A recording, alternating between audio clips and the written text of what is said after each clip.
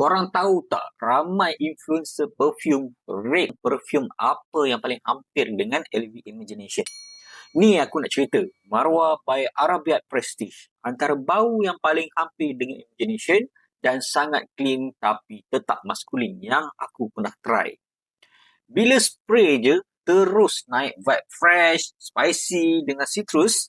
Bau teh, halia dan neroli tu buat dia rasa segar macam pagi baru lepas mandi air sejuk.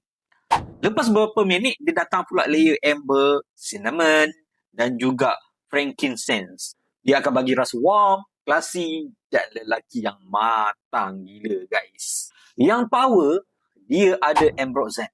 Sebab itulah bau dia tahan lama.